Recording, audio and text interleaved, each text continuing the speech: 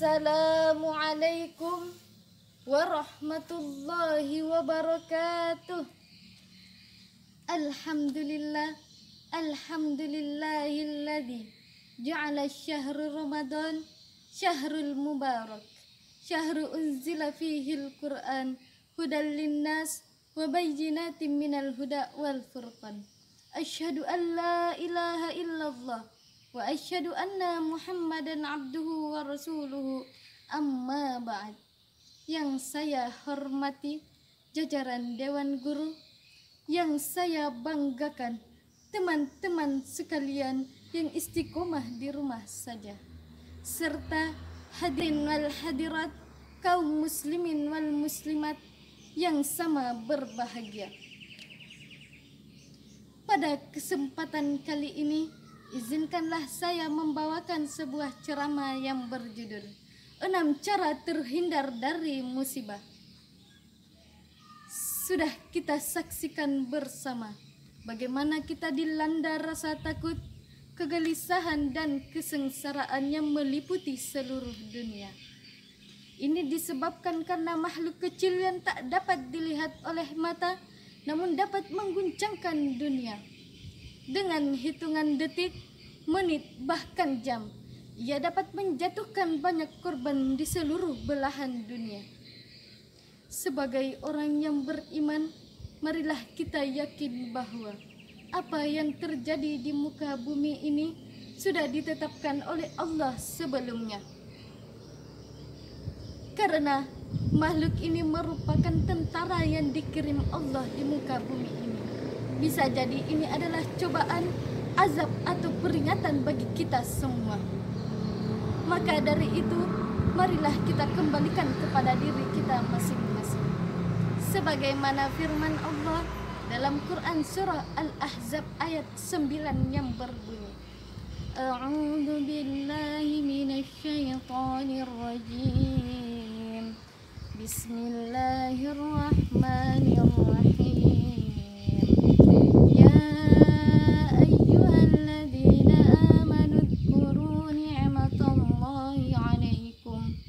Uzkuru ni'matallahi 'alaikum idh ja'atkum junudun fa'arsalna 'alaihim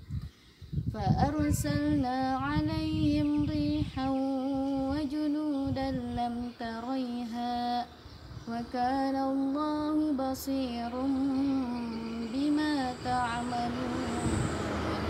Yang artinya, wahai orang-orang yang beriman, ingatlah akan nikmat Allah kepadamu ketika kami mengirimkan bala tentara kepadamu. Lalu kami kirimkan angin topan dan tentara yang tidak terlihat olehmu. Allah Maha mengetahui apa yang kamu kerjakan. Hadirin wal hadirat yang insya Allah dimuliakan oleh Allah Subhanahu wa ta'ala. Lalu bagaimana cara kita agar terhindar dari musibah kali ini? Menurut Ayub Hidayat, dosen UIN Sunan Gunung Jati mengatakan, setidaknya ada 6 cara agar kita terhindar dari musibah ini. Yang pertama, bertakwa kepada Allah Subhanahu wa ta'ala. Bukankah perintah berpuasa di bulan Ramadan agar kita bisa mendapatkan derajat takwa di sisi Allah Subhanahu wa ta'ala? La'allakum tattaqun, agar kamu bertakwa. Di ayat lain Allah Subhanahu wa ta'ala berfirman, Inna akramakum 'indallahi atqakum. Sesungguhnya orang yang paling mulia di sisi Allah adalah orang yang paling bertakwa. Yang kedua, memperbanyak istighfar. Sebagai hamba yang tidak luput dari kekurangan dan kesalahan, maka sebaik-baik ucapan yang keluar dari lisan seorang hamba adalah beristighfar kepada Sang Maha Pencipta, yaitu Astaghfirullahalazim. Karena Allah menyukai hambanya yang mau memohon ampun kepadanya. Lalu yang ketiga, hadirin, memperbanyak sedekah. Dengan adanya virus ini, marilah kita meringankan beban saudara kita yang membutuhkan. Karena di bulan Ramadan ini Allah melipat gandakan pahala hambanya di luar bulan-bulan yang lainnya. Janganlah kita takut apabila kita menjadi miskin. Janganlah kita takut apabila harta kita berkurang. Dan janganlah kita takut apabila kita mati kelaparan karena bersedekah. Tapi mari kita yakini bahwa apa yang telah kita sedekahkan sudah dilipat gandakan oleh Allah dan menantikan syurganya kelak. Amin ya rabbal alamin. Hadirin wal hadirat yang insya Allah dimuliakan oleh Allah subhanahu wa ta'ala. Lalu selanjutnya, apalagi yang dapat menghindarkan kita dari cobaan ini? Yang keempat, memperbanyak silaturahmi. Dengan adanya COVID-19 yang mengharuskan kita stay at home, physical distancing and social distancing. Namun jangan jadikan ini menjadi penghambat rantai silaturahmi kita kepada saudara, kerabat, teman dan lain sebagainya.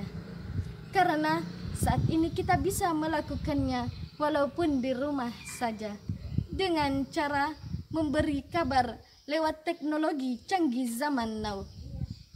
Di dalam hadis dikatakan, barang siapa yang memperbanyak silaturahmi, maka Allah akan memperpanjang umurnya dan memperbanyak rezekinya.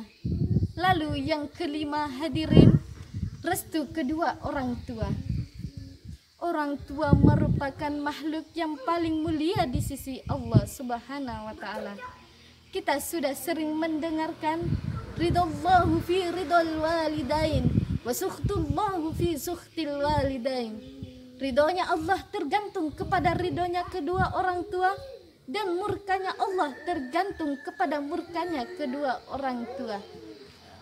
Lalu yang terakhir atau yang keenam, memperbanyak doa. Doa merupakan senjata bagi orang-orang mukmin.